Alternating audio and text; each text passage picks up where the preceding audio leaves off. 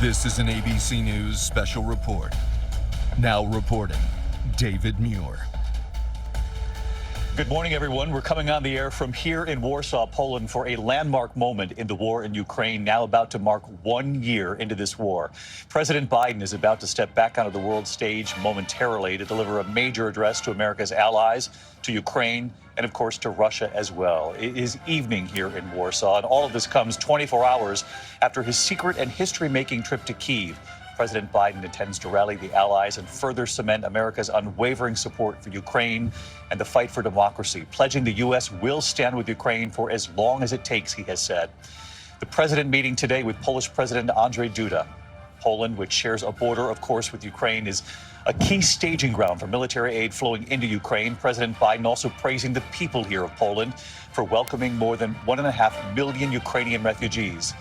President Biden's speech providing one half of a remarkable split screen today. It comes just hours after Vladimir Putin, you see right there, delivering his State of the Nation address in Russia. Putin showing no signs of ending the war anytime soon and sending the U.S. a message of his own, announcing Russia is suspending its participation in START. That's the major nuclear arms treaty. He referenced the U.S. and the West several times. He did not mention President Biden by name. The sight of Presidents Biden and Zelensky together in Kyiv in the last 24 hours, of course, seen as a strong symbol of their solidarity. The two leaders defiantly walking the streets of the Ukrainian capital yesterday with air raid sirens wailing around them. President Biden saying 1 year later, Kyiv stands and Ukraine stands, democracy stands. The president also promising another $500 million in new military aid. His trip to Ukraine cloaked in secrecy, of course. Slipping out of Washington under the cover of darkness early Sunday. He didn't fly out on the traditional Air Force One, instead boarding a C-32. The flight followed by a 10-hour train ride to Kyiv, where he was greeted by President Zelensky and his wife. President Biden saying he wanted to make this trip to show America's unflinching support for Ukraine. The 1 year mark of the war comes as Russia launches a new offensive in Ukraine, and the Biden administration just in recent days signaling growing concern that China may now be preparing to give weapons and ammunition to Russian forces. Secretary of State Antony Blinken telling our Martha Raddatz, warning that China providing any lethal military aid would in fact cross a line and have serious consequences. As we await to hear from President Biden momentarily here in Warsaw, I'm joined by our Chief Global Affairs anchor, Martha Raddatz. And Martha, a remarkable split screen on the world stage. As I mentioned, Vladimir Putin's already speaking at home in Russia, not talking about President Biden, referencing him by name, but certainly with a message for the U.S. It was aimed right at the U.S. He spoke for about an hour and 45 minutes. He blamed the U.S. for starting this war. He said of Ukraine, they were just basically following their Western masters. He talked about, as you said, that nuclear START agreement and threatened that they would start nuclear tests, believing the U.S. would start them soon as well. And Martha, you talked with Secretary of State Antony Blinken on this week, Sunday morning, and he signaled, and we've heard this from the Biden administration, multiple members of the administration now signaling a real concern, a growing concern that China may be considering offering lethal aid to Russia, and he said that would be crossing a real line here. They said it would be crossing a real line. They know China in public says we don't want to be involved in this, but they believe behind the scenes that China is about to, if they have not already provided lethal aid to the Russians. As we continue to look at live pictures here in Warsaw, we await President Biden. Obviously, he'll be on that stage here in front of the Polish people. But this message, make no mistake, is for the allies, for the world, for the American audience back home. Certainly Ukraine watching very closely what the president will say, and Russia, no doubt, monitoring what the president will say about Russia as well. A question is whether or not he'll talk about China and this concern that China might be considering helping Russia in ways that would perhaps cross a line. And Martha, the fact that President Biden took this train into Kyiv, this 10-hour trip, cloaked in secrecy. It was his decision to do this, and he made history. The first president in modern times to travel into a war zone where there was no American troop presence. No American troops, and I think you and I have both noticed that when we go into Ukraine. It is rather shocking, indeed, to be there without that backup. And the president did not have that backup. Obviously, he had a lot of security. You know, David, as we stand here tonight, I'm thinking of a year ago. And Vladimir Putin at that point thought he would own Ukraine, thought he would go into Kyiv, destroy it, and that he would be the king of Ukraine. A very different story today. It's grinding on. The war is grinding on, but Vladimir Putin has had a very tough fight on his hands with hundreds of thousands of casualties. A stark contrast today to what we saw in those early weeks of the war, Martha. You talk about circling, getting closer to Kyiv, Bucha, the atrocities they left behind when they were forced to retreat. Our Ian Pannell, our chief foreign correspondent, of course, was reporting in Ukraine at the time. And Ian, obviously there in Ukraine, they're watching this very closely as well. Yeah, I think so. I think the messaging, firstly, from President Biden's trip was absolutely critical. I mean, talking about the risk. Remember, around this time last year, the United States government was trying to urge President Zelensky to move to the east for his own safety. So pretty incredible scenes to see the President of the United States on those same streets. The same streets where, by the way, United States citizens are now being urged to leave the country. So I think it was a very bold step. It sends a very powerful signal to Ukrainians. But, of course, they need more than just moral support. They need tangible support. The fight that they're in the east is as serious as it's been throughout the last 12 months. Russia desperate for some kind of military victory, trying to claim this key town of Bakhmut in the east of the country, in the Donbass, trying to be able to say 12 months since Putin started the war that at least they've managed to gain some kind of significant territory. I mean, the number of losses that are being incurred on both sides there are off the charts. Some of the fighting looks reminiscent to the kinds of images and stories that we've heard more from the First and Second World War. So it's very difficult there. The Ukrainians are very cognizant of the importance of President Biden's visit and the support, not just of him, but also of the allies. Ian Pannell with us live from Ukraine. Ian, we'll check back in with you on the other side of this speech. I want to bring in our senior White House correspondent, Mary Bruce, who was at the speech. Mary, this president knows the stakes. He certainly does, and he's going to outline those stakes very clearly here this evening. This speech is really an opportunity for him to rally our allies to sustain and keep up this fight. It is also, of course, a chance for him to reassure Ukraine that, as he has said, America is going to stand with them for as long as it takes. And he's also going to argue really the big picture here, which is that he feels that this is about, a lot more than just the security of Ukraine. This is about the security of Europe, the security of NATO. And he is going to make that argument that we have heard from him before, that this is about the strength of democracy, standing up to autocracies. So a chance to rally allies, a speech that will be geared towards those NATO allies, towards the people of Ukraine. But also, David, this is a chance for the president to shore up support back at home. Because, of course, we have seen polls showing that the U.S. interest in this war is starting to wane. It is starting to wane, though. A majority of Americans still, by and large, support the U.S. helping Ukraine. Those numbers have begun to come down just a bit, obviously with questions about continued military support and the cost, the sheer cost back at home. And Martha Raddatz, as we await the president, we're told he's coming out at any moment now. We know that the president has talked often and openly about what he also believes is his responsibility to bring NATO back together after years of that relationship really being tested. Exactly. And, even Republicans will praise him for bringing NATO together and keeping NATO together over this past year and continuing to provide weapons and aid. Again, President Biden here in Warsaw, expected to address NATO allies, expected to encourage them to continue to work together to support Ukraine. And as the president has said himself in the last 24 hours, supporting them until the very end, whatever it takes, until there is victory. Of course, there are open-ended questions about what victory will look like, if and when there will be any sort of discussions negotiating with Russia. It certainly isn't on the table anytime soon. And what Ukraine would accept at this point as victory.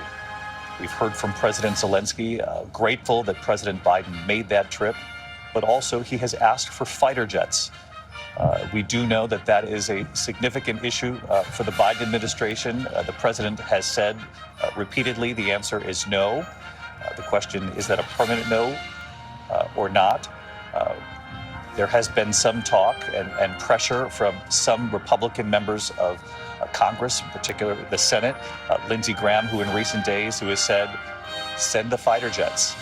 He pointed to Vice President Kamala Harris's words over the weekend that the U.S. has determined that these are crimes against humanity on the part of the Russians.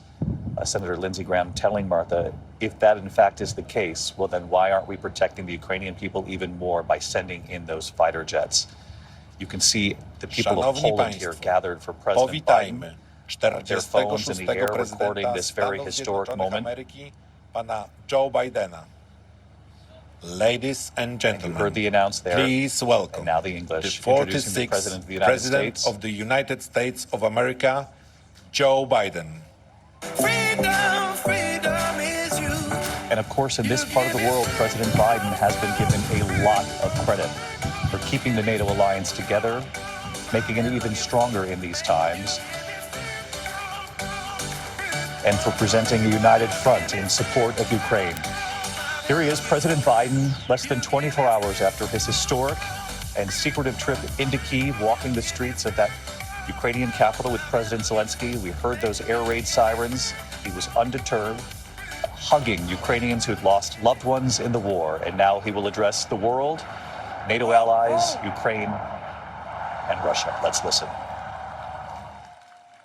One of our great allies, President Duda, Prime Minister, Mr. Mayor, to all the former ministers and presidents, as well as mayors and Polish political leaders from all across the country, thank you for welcoming back to Poland. You know, it was nearly 1 year ago I spoke at the Royal Castle here in Warsaw, just weeks after Vladimir Putin had unleashed his murderous assault on Ukraine, the largest land war in Europe since World War II had begun. And the principles that have been the cornerstone of peace, prosperity, and stability on this planet for more than 75 years were at risk of being shattered. 1 year ago, the world was bracing for the fall of Kyiv. Well, I just come from a visit to Kyiv, and I can report Kyiv stands strong. Kyiv stands proud. It stands tall. And most important, it stands free. When Russia invaded, it wasn't just Ukraine being tested. The whole world faced a test for the ages. Europe was being tested. America was being tested. NATO was being tested. All democracies were being tested. And the questions we faced were as simple as they were profound. Would we respond, or would we look the other way? Would we be strong, or would we be weak? Would we, all of our allies, would be united or divided? 1 year later, we know the answer. We did respond. We would be strong. We would be united. And the world would not look the other way.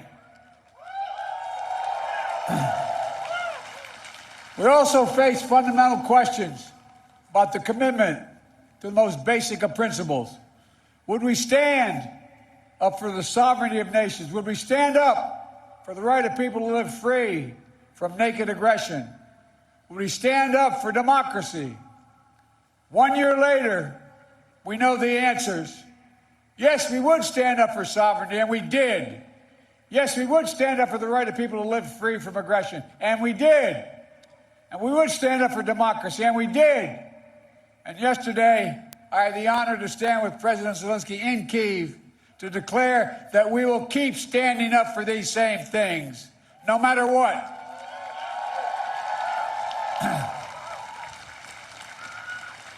When President Putin ordered his tanks to roll into Ukraine, he thought we would roll over. He was wrong. The Ukrainian people are too brave. America, Europe, a coalition of nations from the Atlantic to the Pacific, we were too unified. Democracy was too strong. Instead of an easy victory he perceived and predicted, Putin left with burnout tanks and Russia's forces in disarray. He thought he'd get the Finlandization of NATO.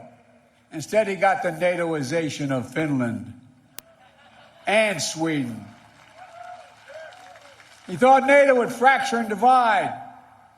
Instead, NATO is more united and more unified than ever before. He thought he could weaponize energy to crack your resolve, Europe's resolve. Instead, we're working together to end Europe's dependence on Russian fossil fuels. He thought autocrats like himself were tough and leaders of democracy were soft. And then he met the iron will of America and the nations everywhere that refused to accept the world governed by fear and force. He found himself at war with a nation led by a man whose courage would be forged in fire and steel, President Zelensky. President Putin is confronted with something today that he didn't think was possible a year ago. The democracies of the world have grown stronger, not weaker. But the autocrats of the world have grown weaker, not stronger. Because in the moments of great upheaval and uncertainty, that knowing what you stand for is most important. And knowing who stands with you makes all the difference. The people of Poland know that. You know that. In fact, you know it better than anyone here in Poland. Because that's what solidarity means. Through partition and oppression, when the beautiful city was destroyed after the Warsaw Uprising, during decades under the iron fist of communist rule, Poland endured because you stood together. That's how brave leaders of the opposition and the people of Belarus continue to fight for their democracy. That's how the resolve of Moldovan people, the resolve of the people of Moldova to live in freedom, gained them independence and put them on the path to EU membership. President Sandu is here today. I'm not sure who she is, but I'm proud to stand with you and the freedom-loving people of Moldova. Give her a round of applause. 1 year into this war, Putin no longer doubts the strength of our coalition, but he still doubts our conviction. He doubts our staying power. He doubts our continued support for Ukraine. He doubts whether NATO can remain unified. But there should be no doubt. Our support for Ukraine will not waver. NATO will not be divided, and we will not tire.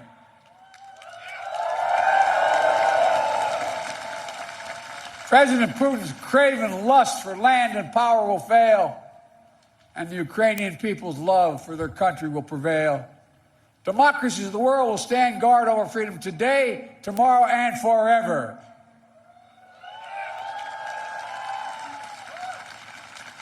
So that's what's at stake here. Freedom. That's the message I carried to Kyiv yesterday, directly to the people of Ukraine. When President Zelensky said he came to the United States in December, quote, he said, "This struggle will define the world and what our children and grandchildren, how they live, and then their children and grandchildren." He wasn't only speaking about the children and grandchildren of Ukraine. He was speaking about all of our children and grandchildren, yours and mine. We're seeing again today what the people of Poland and the people across Europe saw for decades.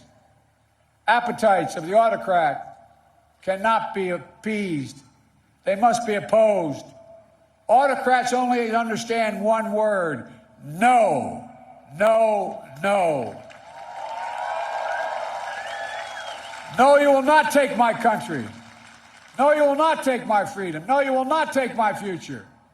And I'll repeat tonight what I said last year in this same place.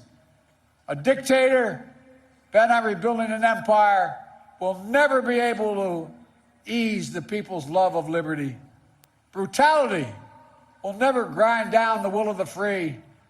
And Ukraine will never be a victory for Russia. Never.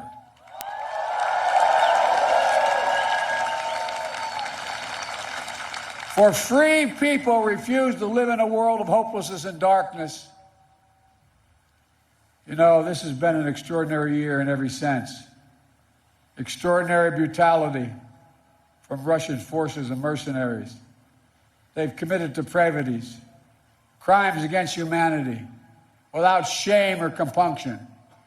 They've targeted civilians with death and destruction, used rape as a weapon of war, stolen Ukrainian children in an attempt to steal Ukraine's future, bombed train stations, maternity hospitals, schools, and orphanages.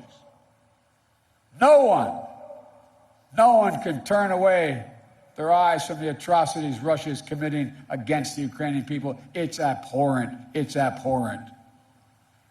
But extraordinarily, as well,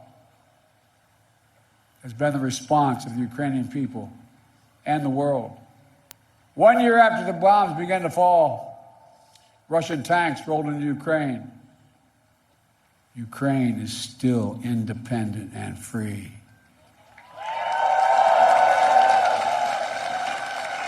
From Kherson to Kharkiv, Ukrainian fighters have reclaimed their land. More than 50% of the territory Russia held last year. The blue and the yellow flag of Ukraine proudly waves once again. President Zelensky still leads a democratically elected government that represents the will of the Ukrainian people. The world has already voted multiple times, including in the United Nations General Assembly, to condemn Russia's aggression and support a just peace. Each time in the UN, that vote has been overwhelming. In October, 143 nations in the United Nations condemned Russia's illegal annexation. Only four in the entire UN voted with Russia. 4. So tonight, I speak once more to the people of Russia. The United States and the nations of Europe do not seek to control or destroy Russia. The West was not plotting to attack Russia, as Putin said today. And millions of Russian citizens who only want to live in peace with their neighbors are not the enemy. This war was never a necessity. It's a tragedy. President Putin chose this war. Every day the war continues is his choice. He could end the war with a word. It's simple. If Russia stopped invading Ukraine, it would end the war. If Ukraine stopped defending itself against Russia, it would be the end of Ukraine. That's why together we're making sure Ukraine can defend itself. The United States has assembled a worldwide coalition of more than 50 nations to get critical weapons and supplies to the brave Ukrainian fighters on the front lines. Air defense systems, artillery, ammunition, tanks, armored vehicles. The European Union and its member states have stepped up with unprecedented commitment to Ukraine. Not just in security assistance, but economic and humanitarian refugee assistance and so much more. To all of you here tonight, take a moment, and I'm serious when I say this. Turn around and look at one another. Look at what you've done so far. Poland is hosting more than 1.5 million refugees from this war. God bless you. Poland's generosity, your willingness to open your hearts and your homes is extraordinary. And the American people are united in our resolve as well. All across my country, in big cities and small towns, Ukrainian flags fly from American homes. Over the past year, Democrats and Republicans in our United States Congress have come together to stand for freedom. That's who Americans are, and that's what Americans do. The world is also coming together to address the global fallout from President Putin's war. Putin tried to starve the world, blocking the ports in the Black Sea to stop Ukraine from exporting its grain, exacerbating the global food crisis that hit developing nations in Africa especially hard. Instead, the United States and the G7 and partners around the world answered the call with historic commitments to address the crisis and to bolster global food supplies. And this week, my wife, Jill Biden, is traveling to Africa to help bring attention to this critical issue. Our commitment is to the people of Ukraine and the future of Ukraine, a Ukraine that's free, sovereign, and democratic. That was the dream of those who declared Ukraine's independence more than 30 years ago. who led the Orange Revolution and the Revolution of Dignity, who braved ice and fire in the Maidan, and the Heavenly 100 who died there, and those who continue still to root out Kremlin's efforts to corrupt, coerce, and control. It's a dream for those Ukrainian patriots who fought for years against Russia's aggressions in the Donbass, and the heroes who've given everything, given their lives in the service of their beloved Ukraine. I was honored to visit their memorial in Kyiv yesterday, to pay tribute to the sacrifice of those who lost their lives, standing alongside President Zelensky. The United States and our partners stand with Ukraine's teachers, its hospital staff, its emergency responders, the workers in cities across Ukraine are fighting to keep the power on in the face of Russia's cruel bombardment. We stand with the millions of refugees of this war who found a welcome in Europe and the United States, particularly here in Poland. Ordinary people all across Europe did whatever they could to help and continue to do so. Polish businesses, civil society, cultural leaders, including the First Lady of Poland, who is here tonight, have led with the heart and determination, showcasing all that's good about the human spirit.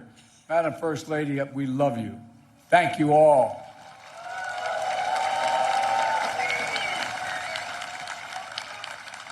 I'll never forget last year visiting with refugees from Ukraine who had just arrived in Warsaw, seeing their faces, exhausted and afraid, holding their children so close, worrying they might never see their fathers, their husbands, their brothers, their sisters again. In that darkest moment of their lives, you, the people of Poland, offered them safety and light. You embraced them. You literally embraced them. I watched the looks on their faces. Meanwhile, together we made sure that Russia is paying the price for its abuses. We continue to maintain the largest sanction regime ever imposed in any country in history. And we're going to announce more sanctions this week together with our partners. We'll hold accountable those who are responsible for this war, and we'll seek justice for the war crimes and crimes against humanity continuing to be committed by the Russians. You know, there is much for us to be proud of over all that we have achieved together this past year. But we have to be honest and clear-eyed as we look at the year ahead. The defense of freedom is not the work of a day or of a year. It's always difficult. It's always important. As Ukraine continues to defend itself against the Russian onslaught and launch counteroffensive of its own, there will continue to be hard and very bitter days, victories and tragedies. But Ukraine is steel for the fight ahead. And the United States, together with our allies and partners, are going to continue to have Ukraine's back as it defends itself. Next year, I will host every member of NATO for our 2024 summit in the United States. Together, we'll celebrate the 75th anniversary of the strongest defensive alliance in the history of the world, NATO. And let there be no doubt, the commitment of the United States to our NATO alliance and Article 5 is rock solid. And every member of NATO knows it, and Russia knows it as well. An attack against one is an attack against all. It's a sacred oath. Sacred oath to defend every inch of NATO territory. Over the past year, the United States has come together with our allies and partners in an extraordinary coalition to stand against Russian aggression. But the work in front of us is not just what we're against. It's about what we're for. What kind of world do we want to build? We need to take the strength and capacity of this coalition and apply it to lifting up the lives of people everywhere, improving health, growing prosperity, preserving the planet, building peace and security, treating everyone with dignity and respect. That's our responsibility. The democracies of the world have to deliver it for our people. As we gather tonight, the world, in my view, is at an inflection point. The decisions we make over the next 5 years or so are going to determine and shape our lives for decades to come. That's true for Americans. It's true for the people of the world. And while decisions are ours to make now, the principles and the stakes are eternal. The choice between chaos and stability, between building and destroying, between hope and fear, between democracy that lifts up the human spirit and the brutal hand of the dictator who crushes it, between nothing less than limitation and possibilities, the kind of possibilities that come when people who live not in captivity but in freedom. Freedom. Freedom. There is no sweeter word than freedom. There is no nobler goal than freedom. There's no higher aspiration than freedom. Americans know that, and you know it. And all that we do now must be done so our children and grandchildren will know it as well. Freedom. The enemy of the tyrant and the hope of the brave and the truth of the ages. Freedom. Stand with us. We will stand with you. Let us move forward with faith and conviction and with an abiding commitment to be allies, not of darkness but of light, not of oppression but of liberation, not of captivity but, yes, of freedom. May God bless you all. May God protect our troops. And may God bless the heroes of Ukraine and all those who defend freedom around the world. Thank you, Poland. Thank you, thank you, thank you for what you're doing. God bless you all. President Biden here in Warsaw, Poland, with a sweeping speech celebrating freedom, as you heard him say there at the end, democracy, saying democracies around the world are stronger, autocracies are weaker. 1 year into this conflict in Ukraine after the Russian invasion, the children of Poland greeting him on the stage now after this speech. He talked about Russia, and he addressed Vladimir Putin repeatedly during this speech. Obviously, a major difference from Vladimir Putin earlier, who did not mention President Biden by name. He talked about the strength of NATO in this last year, saying we must stand united. And he was very frank about what lies ahead, both for the people of Ukraine in this bitterly fought war, but for the people of NATO and the countries supporting the Ukrainian effort, that this will be a difficult and bitter year ahead in Ukraine. The president making it very clear that this war, this conflict, is not going to end anytime soon. I want to bring in our senior White House correspondent, Mary Bruce. In very stark terms, President Biden said if Russia ends this invasion, the war is over. That if Ukraine ends this fight, Ukraine is over. David, the president sending a very clear message here today to Vladimir Putin. I have to tell you, it was somewhat surprising. The White House had downplayed this going into this speech, but Biden over and over again calling out Putin, noting that his hopes that this war was somehow going to divide the West, splinter the free world, were absolutely false. That instead the opposite happened, that the West has been united and strengthened by all of this, and that it is because of that that we are where we are today, that the president is able to give a speech like this, to visit Kyiv, something that a year ago was simply unthinkable. This was a speech about progress and possibility, what happens when these countries come together, because the president is urging them to keep this going by continuing to stand strong. The president, as you heard him say, that defending freedom is not something that happens in a day or a year. This is going to be a sustained fight, and they're going to have to stay together. And in that, they will stand up to Vladimir Putin. Mary Bruce at the speech for us. 30,000 people have gathered here in Warsaw to hear President Biden speak on NATO, on Poland, and he thanked the people of Poland for helping more than 1 million refugees. Martha, you and I have reported on these refugees over the last year, both in Ukraine and outside Ukraine, and Poland has really stepped up to help the people of Ukraine. And to Mary's point on this notion of Vladimir Putin, the president made it very clear today he is not afraid about pointing out the differences between his leadership and Putin, and he didn't shy away from mentioning him by name multiple times. And that is such a difference. Again and again and again, he said Vladimir Putin's name. You know, over the last year, we've all heard about the Americans being hesitant to provoke Vladimir Putin. What kind of aid we give them, what kind of military aid we give them. But that was in your face to Vladimir Putin. basically saying Ukraine is going to win this war. We're going to help them. The allies are going to help them, no matter how long it takes, no matter the losses. He also said to the Russian people who will hear this, we don't want to hurt the Russian people. We have no interest in war with Russia. This is about your autocratic leader, in so many words, who continues to invade Ukraine. And that is a message I think the administration has given from the beginning. This is not about the Russian people. This is not about you. This is about Vladimir Putin. Wake up. See what Vladimir Putin is doing. But in Russia, that speech probably played pretty well today, going after the United States, again, not mentioning Biden, but blaming the United States and Putin trying to rally his country. And no one has spent more time on the ground for us in Ukraine than our chief foreign correspondent, Ian Pannell. Ian, I want to bring you into this conversation because I'm sure that line landed for you as well. The president very clear, very truthful about the very difficult weeks, months, and year ahead for Ukraine.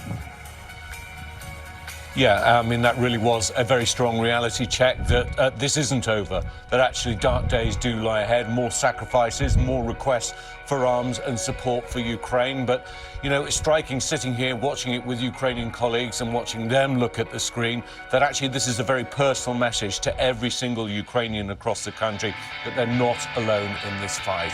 And although the White House may have said this wasn't supposed to be a split-screen moment, I'm struck by how reminiscent of the Cold War era both of these speeches were today. Some parts of them you could have heard almost 30-odd years ago, both from President Putin and from President Biden. This is about so much more than just the battle for Ukraine. That's what was laid out by President Biden, but also by President Putin. But Ukraine is front and center in the middle of this struggle. And as President Biden said, if Ukraine loses, then Ukraine is gone. If Russia decides to pull back, Ukraine stands tall. There is no question there will be many comparisons after this speech today, Ian, thank you, to the era of the Cold War, given these two leaders speaking on the same day on the world stage. We know the president did not plan it this way, nor did the White House, that Vladimir Putin moved his speech up, coinciding with President Biden today. But Ian is absolutely right. When you have stark contrasts like what we witnessed here today in Poland, you're going to have immediate comparisons to an era not so long ago. Our coverage continues on ABC News Live, abcnews.com, and of course, I'll be back with the entire team for a special edition of World News Tonight right here in Warsaw. I'm David Muir. Have a good day. I'll see you a bit later here. This has been a special report from ABC News.